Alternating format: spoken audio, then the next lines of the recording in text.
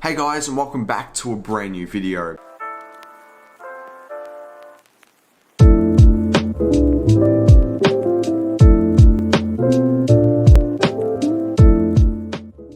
So recently, actually just now, I went on my channel dashboard on YouTube. Now, if you don't know what the channel dashboard is, it's where creators like myself can go on there, see how your channel's performing in terms of views, audience retention time, comments, likes on your videos, how many hours of watched on your videos, etc, etc. Very, very useful information. Now, why am I telling you this? Well, I went on the channel dashboard to see how my channel was performing today. I always check that, always reacting and reply to comments.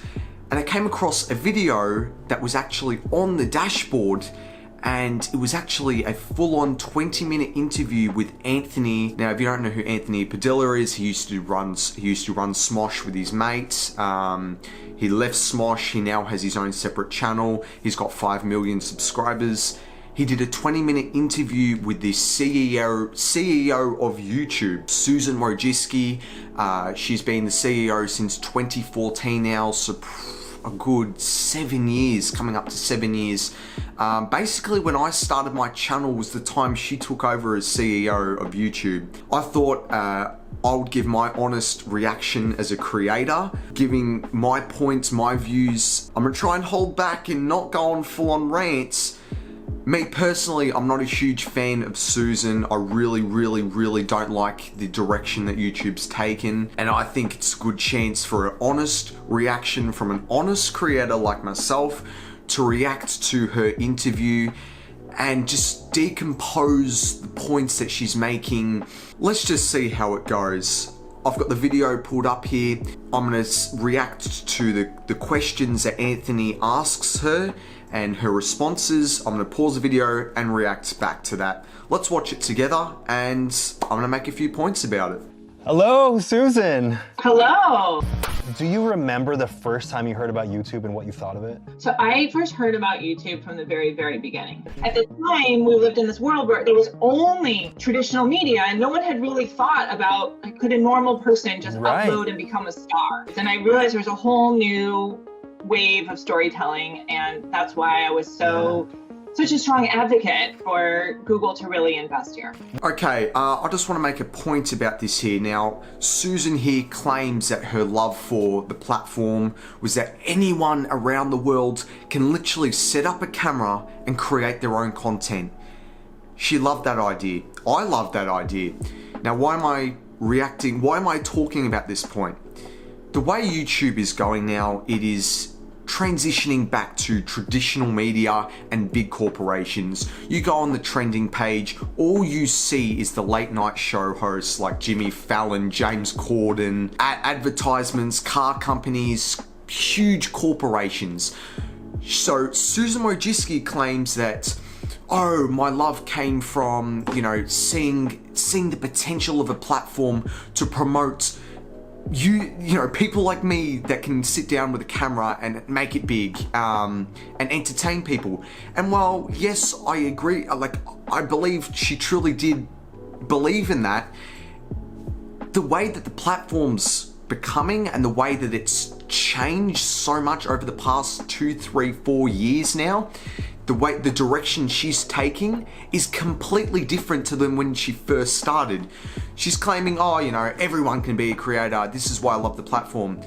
But hang on, you're promoting big corporations, big already national media, like the news companies, once again, the late night show hosts, I keep going back to them, already established creators, instead of promoting the original homemade creators like myself and all the other vloggers and commentators, etc, etc.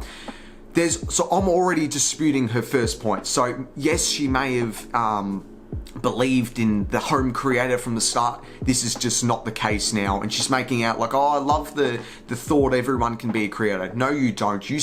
Right now you are promoting big corporations and huge already established national media that you find on TV already. There's so many more TV shows and established personalities that are being promoted on the platform now rather than homemade creators. What made you feel like you were the right person to take lead in this hugely influential platform? It was really, Larry Page, who is the founder of Google, who offered me that role. And I immediately knew that I had to decide right then and there. You had to decide within that conversation if you wanted to be CEO of YouTube? Within a second. And it was an easy choice. I knew. I was like, yes, I love YouTube. I think it's amazing. Were you even able to like think about the huge undertaking that you were about to undergo? No, I had no idea. You're like, I'll figure it out. Future me can worry about that. 2014, when she took over, YouTube was already established. When it first came out back in 2006, 2007, it already started to rise. So around 2012, 2013, there were already millions of users signed up. So you're telling me that this woman agreed to being the CEO, being in a very, very tight, a very, very important position, working at a very, very big, huge company that is YouTube, without any thought into it? That's crazy to me.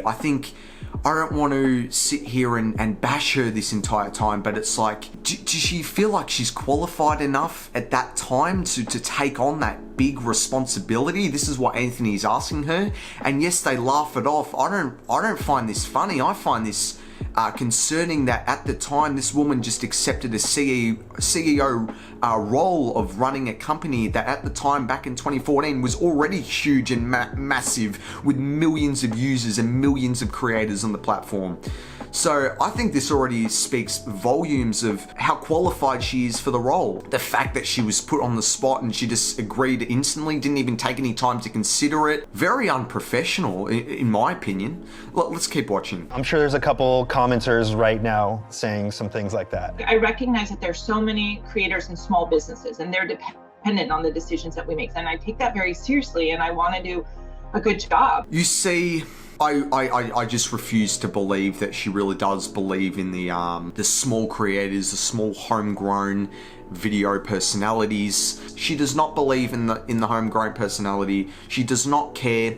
Also, this has been proven, by the way. Susan Wojcicki has promoted artificial growth to two individuals that one of them not established and one was already established, which further proves my theory. Now, back in 2018, Juice WRLD met up with Susan, rest in peace, met up with Susan. Now, Susan was talking to him. This was on video. Susan Wojcicki said to Juice WRLD, I will artificially bring an influx of people to your channel and boost your viewership, boost your music streams. That's wrong. A CEO should not be doing that. In fact, that's fraud.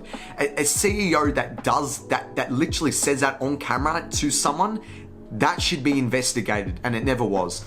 Also, I'm not sure, there was this lady, a black woman, this was 2-3 years ago. She lived in a van. She created her first ever video. No joke, on her very first YouTube video, 12 million views, or I think it's even more now. 12 million views on her first ever YouTube video. Homegrown creator, whatever. But what makes me angry is that this is proof that Susan Wojcicki is behind. This isn't proven. This is all theory. But I truly do believe, me personally, that Susan Wojcicki, the CEO, and whatever went something was done under the table, some agreement that this woman was promoted, that who lives in her van was promoted, and she got millions of views on her channel and was boosted in popularity. So this going back to the Juice WRLD thing, it has been done before, and this is already proof that people like her like to promote and boost artificial corporations and promise that to Juice WRLD on camera. You can search it up. So yeah, once again, going back to my point, she does not care about the homegrown creator. Come on now, Susan, it's a joke at this point. Considering creators are competing with over 500 hours of content being uploaded to YouTube every single minute and an ever-evolving algorithm that's exhausting to keep up with, are you aware of the burnout that this creates for creators? We actually looked across a large number of channels. I believe it was millions of channels. over a 6-year period to understand what happened to creators' channels when they did take a break. And what we saw is that on average, their viewership and engagement was equal or greater when they returned. I don't care what the data says. I don't care what research you've done, Susan. I'm telling you right now, as a creator myself, over the past 3 months, I have uploaded 13 videos, the most videos I've ever made with the utmost quality, and I've gotten the most views in a 3-month span on my channel of all time, and the most engagement on my videos. I've gotten around 8,000 to 10,000 views in 3 months on my 13 videos, and a lot of creators experience this. When you upload consistently and, you know, get really tired and burnt out, you keep pushing because your channel does grow. You see a lot of growth, and if you stop and come to a halt, you see a drop off. I don't care what her data says. Don't believe everything she says. She promotes artificial growth. When you stop uploading, your channel does that. I've seen it myself. I'll show you the data one day on my channel. It goes like that. As soon as you start uploading, get consistent uploads, it goes like that. YouTube burnout exists because everyone knows this. Everyone knows it's a fact. But then again, you know, someone might ask me about like the struggles, what's it like creating content on YouTube? I can say something like, imagine that you're in a work environment that doesn't always lay out clear guidelines for what's rewarded and abruptly changes those guidelines and expectations and puts the onus on you to interpret your own performance metrics in order to succeed. What kind of impact on an employee's work and general well-being do you think this creates? In some ways, all jobs have some amount of uncertainty in them. It's not always clearly laid out for you. Great question by Anthony here. I love that he asked this. So he asked her about the discrepancies and the disparities between the rules and guidelines and regulations on YouTube. And she tries to claim here that it's the same as a regular job. YouTube is not just a regular job. YouTube is a job for so many people, but it's not a regular job. So she's trying to say that a regular job, there's you know, discrepancies in the rules and guidelines. You don't always know and have the safety. Yes, you do. It's called a contract. Everyone signs one. YouTube, they got rules and guidelines, and their contract is there's so much change and discrepancies compared to a regular job. You know, there's so many things that just aren't laid out properly, and people have so many problems with YouTube's rules, like the copyright system, for example. There are so many gray areas that create so many problems for creators. There is so many gray areas in the YouTube's guidelines and regulations compared to a regular contract for a company that you may work for. So once again, lying to the creators' faces. What do you mean it's the same as a regular job? No, it ain't. It's completely different. When you reflect as your time as CEO, what do you think you're most proud of? I mean, I'm proud overall that the platform has enabled so many people to tell their story and to have careers in storytelling that otherwise they never would have had. Right, so if you're so proud of that, explain to me why you're pushing already established big corporations and already established big TV personalities then, rather than the average household name. Why? You're not proud of that? That's bullcrap. Right, I've had enough of the video.